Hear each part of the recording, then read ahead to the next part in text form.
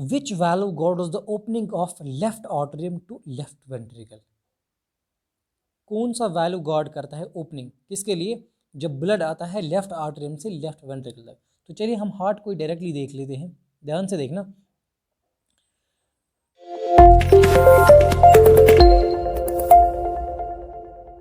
Hello everyone, I welcome all of you in this session and this is going to be the part 6th of our general science MCQ series। और आज के session में हम बात करने वाले हैं कुछ इंपॉर्टेंट और बहुत ही ज़बरदस्त क्वेश्चंस की। आज मैं आपके लिए बहुत ही इंटरेस्टिंग क्वेश्चंस लाया हूं और ऑलरेडी हमने इसके जो पार्ट्स डिस्कस किए हैं वो भी बहुत ही ज़बरदस्त पार्ट्स हैं और आप देख सकते हो वहाँ पे ऊपर आपको आई बटन में लिंक मिल रही है, तो वहाँ पे आप वो लेक्चर सीरीज़ देख सकते हो। ठीक है, चलिए शुरू करते हैं आज का सेशन और एक बेसिक और बहुत ही इजी क्वेश्चन से स्टार्ट करते हैं। तो पहला जो हमारा क्वेश्चन है that is AIDS is caused by, AIDS किसकी वजह से होता है। ठीक है, सो आपको पता होगा एड्स एक्चुअली क्या है, it is acquired immunodeficiency syndrome, यानी कि that is the full formula of AIDS. और इसको हम दूसरा नाम HIV भी देते हैं, यानी कि human immunodeficiency virus. So it's actually a virus and AIDS is caused by virus. ठीक है, तो बाकी अगर आप ऑप्शन देख लो, फोर्थ ऑप्शन इसका करेक्ट आंसर रहेगा। Clear, so this is the correct option. और बाकी ऑप्शंस आप देख लो, एक ऑप्शन है हमारा पहला है रिकेट्सिया या फंगस या बैक्टीरिया, सारी चीज़ें जो है ये बैक्टीरिया है। ठीक है, ये आपको फर्ज में अगर हम रिकेट्सिया की बात करेंगे इट्स बैक्टीरिया फाउंड इन जैसे लीस है या फ्लीज है या माइट्स है, या फंगस देख लो आप, इट काजेज जैसे रिंग वर्म्स काज करती है जो कि स्किन इन्फेक्शन होती है। इसी तरह बैक्टीरिया देख लो, it causes cholera gonorrhoea etcetera, but it does not cause all of them, जो मैंने पहला दूसरा और तीसरा बोला, all of them does not cause AIDS, only the virus causes AIDS. ठीक है, so the correct option is 4। तो चलिए नेक्स्ट क्वेश्चन की बात करेंगे। Name the self pollination process which is achieved within the same flower. तो self pollination क्या होता है, पहले मैं ये चीज़ आपको क्लियर करवा दूं। Self pollination is basically a type of pollination जिसमें क्या होता है, जो in which the pollen from the same plant, ध्यान से समझना मैं क्या कह रहा हूँ, in which pollen from the same plant arrives at the stigma of a flower of the same plant, यानी कि एक ही प्लांट के, क्योंकि सेल्फ पॉलिनेशन में आपको सेल्फ से ही पता चला कि ये सेल्फ यानी कि एक ही प्लांट की बात हो रही है। ठीक है, और पॉलिनेशन प्लांट के अंदर होती है। सो जिस प्लांट की हम बात कर रहे हैं उसी प्लांट के फ्लावर से पोलन उठता है और वो कहाँ पे जाता है, स्टिग्मा ऑफ द फ्लावर, या तो सेम फ्लावर या तो अदर फ्लावर, लेकिन एक ही प्लांट के अंदर, तो उसको हम सेल्फ पॉलिनेशन कहते हैं। और सेल्फ पॉलिनेशन के दो ही टाइप्स हमारे पास होते हैं, जो पहले दो ऑप्शन है ऑटोगैमी एंड जियोटोनोगैमी। सो अगर आप ऑटोगैमी की बात करोगे, ऑटोगैमी होता है pollen when the pollen is transferred to the stigma of same flower. ठीक है, जब एक ही फ्लावर से पोलन उठेगा और स्टिग्मा पे बैठेगा, उसको हम ऑटोगैमी कहते हैं। और जियोटोनोगैमी क्या होता है, जब पोलन उठेगा एक फ्लावर से और दूसरे फ्लावर के स्टिग्मा पे बैठेगा, यानी एक ही प्लांट के अंदर एक फ्लावर से दूसरे फ्लावर तक पॉलिनेशन हो रही है, तो उसको हम कहते हैं जियोटोनोगैमी। ठीक है, सो अब आप खुद ही देख लो ऑप्शन कौन सा है, क्योंकि with in the same flower कह रहा है, तो with in the same flower autogamy में आता है, और जियोटोगैमी में आता है डिफरेंट फ्लावर्स, एक ही प्लांट के लेकिन different flowers. Clear, so the correct option of this question is first A. Clear, बाकी ऑप्शंस आप देख लो, जो जीनोगैमी है इसका मतलब होता है जब फर्टिलाइजेशन होती है, कैसे, जब एक डिफरेंट जेनेटिकली डिफरेंट प्लांट होगा, यानी कि अगर हम एप्पल ट्री की बात करेंगे और दूसरा हम एप्रिकॉट का ट्री लाएंगे या किसी और का ट्री लाएंगे, जब वहाँ से फ्लावर से पॉलिनेशन होकर दूसरे फ्लावर तक पॉलिनेशन हो जाएगी, तो उसको हम कहते हैं जीनोगैमी। ठीक है, और एपोगैमी होता है, ये चीज़ ध्यान से देखना, एपोगैमी क्या होता है, it is a type of reproduction जिसमें सेप्रोफाइट्स डेवलप होते हैं, लेकिन they are developed without the fusion of gametes, उसको हम एपोगैमी कहते हैं। ठीक है, तो समझ आई सारी बातें। तो चलिए नेक्स्ट क्वेश्चन की बात करेंगे। Dash cells have thickened lignified walls which make them strong and waterproof. आप देखो parenchyma, sclerenchyma, aerenchyma and collenchyma, सारी प्लांट सेल्स हैं। तो इसमें जो है जो स्क्लेरेन्काइमा होती है, ये सेल्स कहाँ पे आपको देखने को मिलती है, जहाँ पे स्ट्रेंथ होती है प्लांट के अंदर।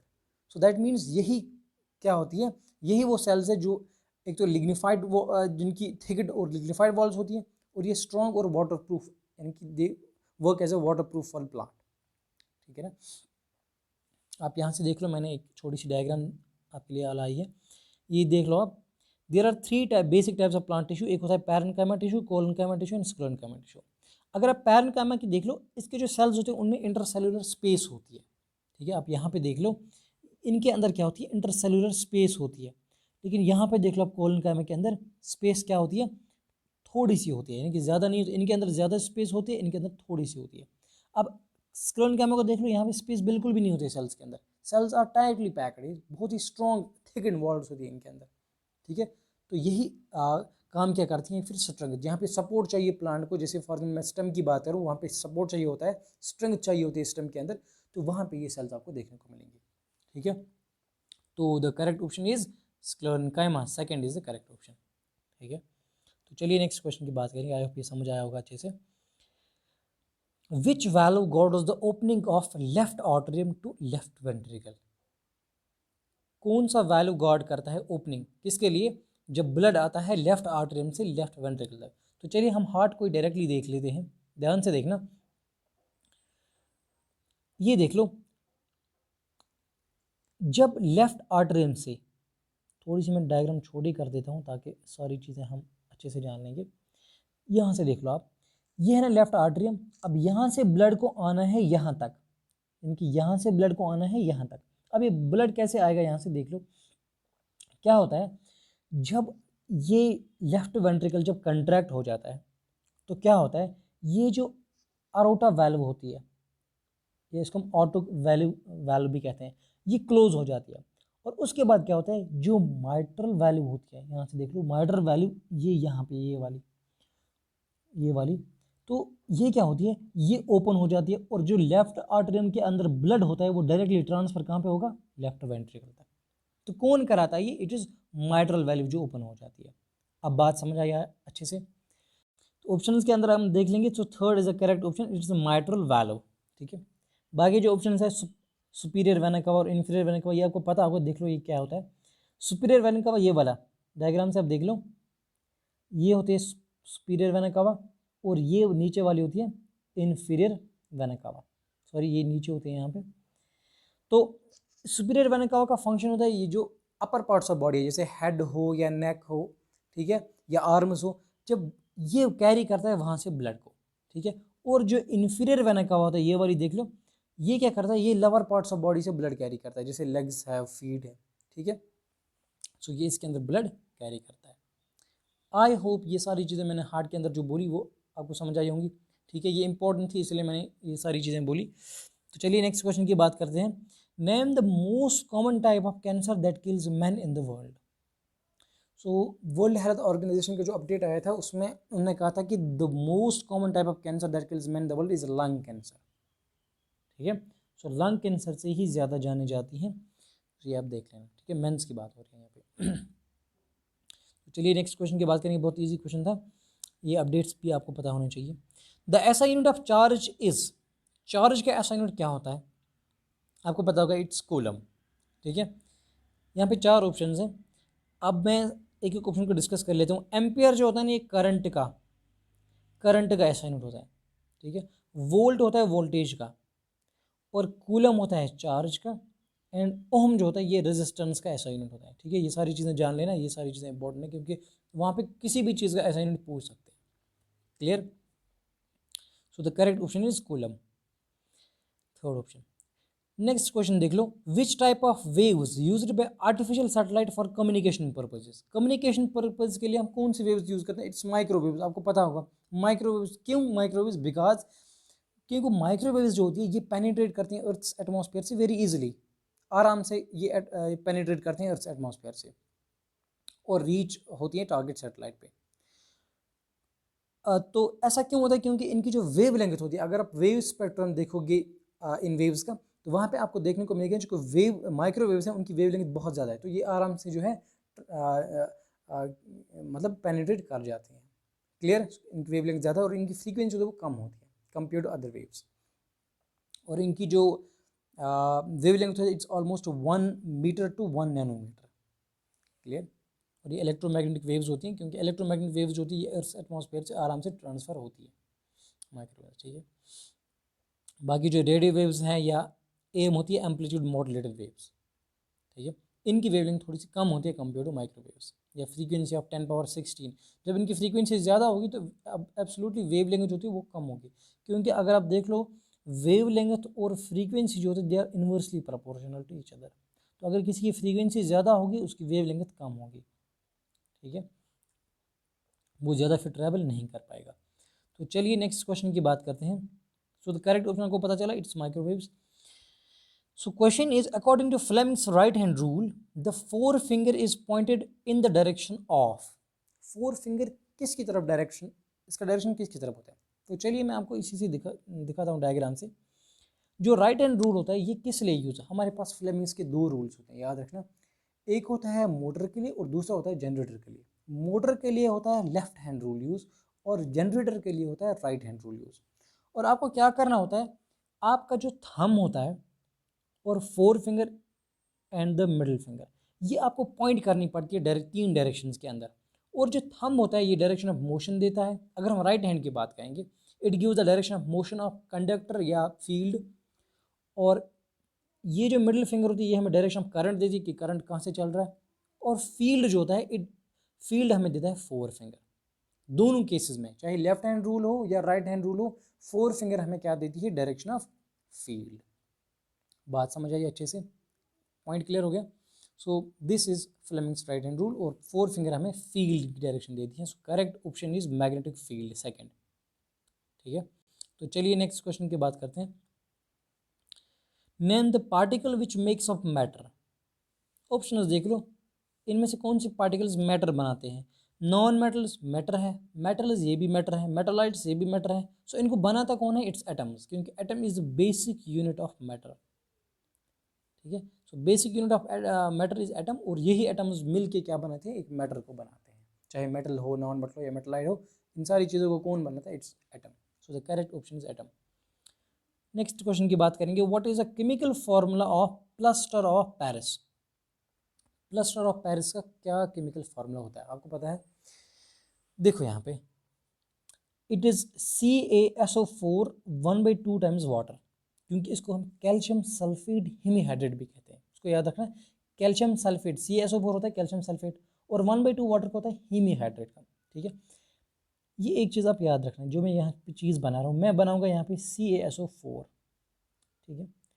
और यहाँ पे मैं रखूँगा प्लास्टर ऑफ पेरिस यानी कि POP जिसको आप बोलते हो, और यहाँ पे मैं रखूँगा जिप्सम, ठीक है। और जिप्सम होता है जो फोर्थ ऑप्शन हमारे पास है, CaSO4 इंटू ट्वाइस वाटर। एक चीज़ याद रखना, अगर हम POP को करेंगे प्लस वाटर, POP को प्लस वाटर करो तो हमारे पास जिप्सम बनेगा। अगर आप जिप्सम को माइनस वाटर करोगे तो आपको POP बनेगा। क्लियर? सो अगर आपके पास जिप्सम है तो आप प्लास्टर ऑफ पेरिस कैसे बना सकते हो? उसमें से आपको वाटर निकालना पड़ेगा, डिहाइड्रेट करना पड़ेगा वाटर, तो आपको POP बनेगा। या अगर आपके पास POP है, आपको जिप्सम बनाना है, तो जिप्सम आप इजीली कैसे बना सकते हो? आपको वाटर उसको ऐड करना है। बात समझ आई अच्छे से? क्लियर हो गया? So correct option is second option. ये होता है प्लास्टर ऑफ पेरिस का फॉर्मूला। ये प्लास्टर ऑफ पेरिस बहुत इंपॉर्टेंट है और इसकी एप्लीकेशन जो होती है मैंने यहाँ पे एक डायग्राम से दिखाया आपको, ये देख लो। जब फ्रैक्चर वैक्चर होता था हम प्लास्टर ऑफ पेरिस का यूज़ करते हैं। ये मैंने इसलिए दिखाई क्योंकि बहुत इंपॉर्टेंट होती है, इस पर अक्सर जो है क्वेश्चन पूछे जाते हैं, इसलिए मैंने डायग्राम भी दिखे ताकि आपको याद रहे ये चीज़। तो नेक्स्ट क्वेश्चन की बात करेंगे, steel ball floats on mercury because. Steel ball float होती है मरकरी पे, क्यों? ऐसा क्यों होना है? कोई भी चीज़ अगर आप बात करोगे वाटर की, आप लोग सर वाटर पे वुड फ्लोट रहा है, क्यों? क्योंकि वाटर की डेंसिटी ज़्यादा होती है as compare to wood. Similarly यहाँ पे क्या होगा, स्टील बॉल क्यों फ्लोट होगा मरकरी पे? क्योंकि जो density of mercury it is more than that of steel. अगर आप देख भी लोगे स्टील की जो डेंसिटी होती है उसको हम रोह कहते हैं, रोह इनकी डेंसिटी स्टील की अगर हम बात करेंगे इट इज़ 8.05 ग्राम पर सेंटीमीटर क्यूब। और अगर आप सिग्मा देखोगे कि ये स्टील का है और ये मैं लिख रहा हूँ यहाँ पे मरकरी का Hg, तो इसका जो डेंसिटी होता है इट इज़ 13.6 ग्राम पर सेंटीमीटर क्यूब। तो अगर आप यहाँ से भी देख लो, अगर ये चीज़ आपको याद भी रहती है तो इट इज़ किसका अब ज़्यादा है, मरकरी का ज़्यादा है, तो एब्सोल्युटली स्टील क्या होगा, ये फ्लोट होगा। क्लियर, क्योंकि जब डेंसिटी कम है तो ये अंदर पानी के अंदर नहीं जा सकता, ये ऊपर ही आएगा, फ्लोट हो जाएगा। बात समझ आई अच्छे से? या सिंपली आप ऐसे याद रखो क्योंकि क्वेश्चन वहीं पे पूछ रहा है, फ्लोट हो रहा है, तो फ्लोट जब होगा तो दैट मीन डेंसिटी इसकी क्या होगी, कम होगी। So the option, correct option is, आप देख लो थर्ड जो है, the density of mercury is higher than that of steel. ठीक है, डेंसिटी ऑफ मर्करी ज़्यादा होगी एज कम्पेयर टू स्टील। तो चलिए नेक्स्ट क्वेश्चन की बात करें। The process of elimination of water from any system is called, जैसे मैंने अभी आपको बोला था जिप्सम और प्लास्टर ऑफ पेरिस के बारे में, मैंने बोला था कि अगर हम जिप्सम से वाटर निकालेंगे तो प्लास्टर ऑफ पेरिस बनेगा और पीओपी बनेगा। तो उस वाटर को निकालना, उस प्रोसेस को हम कहते हैं डिहाइड्रेशन, ये चीज़ याद रखना, इसको हम कहते हैं dehydration. So fourth is the correct option.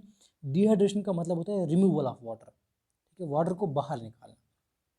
Clear, let's move the next question. Which of the following is not primary air pollutant, primary air pollutant इनमें से कौन सा नहीं है? तो चलिए पहले हम जान लेते हैं, जो एयर पोल्यूटेंट्स होते हैं ये दो टाइप्स के होते हैं, एक होता है प्राइमरी और दूसरा सेकेंडरी। और प्राइमरी में हमारे पास क्या क्या आता है याद रखना, एक होता है ऑक्साइड्स ऑफ प्राइमरी में हमारे पास आते हैं oxides of sulphur, oxides of nitrogen, oxides of carbon. ठीक है, ये सारे क्या आते हैं प्राइमरी के अंदर। और प्राइमरी के अंदर वोलेटाइल ऑर्गेनिक कंपाउंड्स भी आते हैं, जैसे हाइड्रोकार्बन है, ठीक है, या एसपीएम जो सस्पेंडेड पार्टिकुलेट मैटर होते हैं, वो भी क्या होते हैं प्राइमरी एयर पोल्यूटेंट। और सेकेंडरी उसमें क्या होता है, और यही प्राइमरी जब एटमॉस्फेयर में वाटर के साथ मिलते हैं या किसी एटमॉस्फेयर किसी और चीज़ के साथ मिल जाते हैं, तो ये तब क्या बनते हैं सेकेंडरी वाटर पोल्यूटेंट। ठीक है, और उनमें क्या क्या आता है, सल्फ्यूरिक एसिड आता है उनमें, ओजोन भी उन्हीं में आता है। ठीक है, ओजोन आता है सेकेंडरी एयर पोल्यूटेंट में। ठीक है, और उनमें आता है फॉर्मल्डिहाइड्स आते हैं, क्लोरोफ्लोरोकार्बन्स आते हैं सेकेंडरी पोल्यूटेंट्स के अंदर। ठीक है, सो हमारा क्वेश्चन जो था it was primary air pollutant इनमें से कौन सा नहीं है, कौन सा नहीं है, इट इज़ थर्ड ओजोन, क्योंकि ओजोन मैंने अभी आपको बोला it is secondary air pollutant. ठीक है, ozone is not the primary, so the correct option is ozone. तो चलिए नेक्स्ट क्वेश्चन पे, fresh water is found in, fresh water आपको कहाँ पे देखने को मिलेगा? कुछ इंपॉर्टेंट चीज़ें इसके रिलेटेड बोल रहा हूँ मैं, बहुत ही इंपॉर्टेंट है। फ्रेश वाटर यूजुअली हमारे पास frozen in the ice caps होता है, या यानी कि ग्लेशियर्स के अंदर, या अंडरग्राउंड वाटर में हमारे पास फ्रेश वाटर मिलता है। अगर आप देख लो हमारा जो अर्थ है इसमें 71% जो है ये वाटर से कवर्ड है। ठीक है, 71% of the earth surface is covered with water, और उसमें बाकी जो 29% बचता है वो उसमें आते हैं कंटिनेंट्स एंड आइलैंड्स। तो इस 71% में 97.5% जो वाटर है इट इज़, ये होता है ओशंस के अंदर एज, ओशंस या सीज के अंदर एज सॉल्ट वाटर। समंदर वगैरह के अंदर क्या होता है, ये सॉल्ट वाटर। और इसमें जो 2.5% वाटर बचता है, 2.5% of the water is fresh water. और ये फ्रेश वाटर हमें कहाँ कहाँ पे मिलता है, लेक्स के अंदर, या फ्रोजन इन ग्लेशियर्स के अंदर, या ग्राउंड वाटर्स के अंदर। ठीक है, यानी कि 2.5% ही हमारे पास क्या है फ्रेश वाटर है पीने के लिए, बाकी 97.5% हमारे पास क्या है, इट इज़ सॉल्ट वाटर, वो पीने के लायक नहीं है। सो अब जो हमारे पास क्वेश्चन था, it is fresh water is found in, कहाँ कहाँ पे हमें फ्रेश वाटर मिलता है, it is in both first and second. So the correct option is fourth, both 1 and 2, क्योंकि ये अंडरग्राउंड में भी फ्रेश वाटर में मिलता है और फ्रोजन आइस कैप्स पे। और अगर आपको देखना क्वेश्चन आएगा कि मोस्टली किसके अंदर होता है, it is frozen in the ice caps, यानी कि ग्लेशियर्स के अंदर मोस्टली फ्रेश वाटर वहीं पे होता है। ठीक है, तो चलिए नेक्स्ट क्वेश्चन पे। Question is rich source of energy which never causes atmospheric pollution, इनमें से कौन सा रिच सोर्स ऑफ एनर्जी है और जो क्या नहीं करता है, एटमॉस्फेरिक पोल्यूशन नहीं क्रिएट करता है? इट इज़ सोलर एनर्जी, याद रखना, सोलर एनर्जी होती है जो हमें सन से मिलती है। तो सो करेक्ट ऑप्शन इज 3। बाकी अगर आप देख लो न्यूक्लियर एनर्जी, ये भी वहाँ पे पोल्यूट करती है उस एरिया को जहाँ पे ये होगी। कोल भी स्मोक प्रोड्यूस करता है, तो definitely causes air pollution, atmospheric pollution. Atomic energy भी एयर पोल्यूशन क्रिएट करती है, यानी कि एटमॉस्फेरिक पोल्यूशन क्रिएट करती है। ओनली सोलर एनर्जी जो इसमें है, क्योंकि ये नेचुरल है, रिन्यूएबल है और नेचर की वजह से हमें है, बिल्कुल फ्री ऑफ कॉस्ट भी है। सो ये क्या है, it is not air pollutant, atmospheric pollution create नहीं करता है solar energy. Which of the following laws is associated with the heating effect of electric current? Heating effect of electric current में कौन देता है? इट इज़ जूल्स लॉ, क्योंकि Joule's law है heating के बारे में। और जूल्स लॉ क्या होता है, जो हीट होती है it is I square R T, ठीक है, यानी कि जितनी ज़्यादा करंट होगी उतनी ज़्यादा हीट प्रोड्यूस होगी। Clear? So it is Joule's law of heating. Ohm's law तो आपको पता ही है, it is V is directly proportional to I, जितनी ज़्यादा करंट होगी उतनी ज़्यादा वोल्टेज होगी। यहाँ पे हीट का कोई कंसेप्ट नहीं है।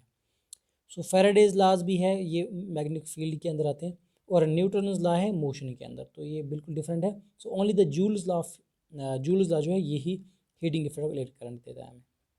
नेक्स्ट क्वेश्चन की बात करते हैं। आई होप ये चीज़ें समझ आई होंगी।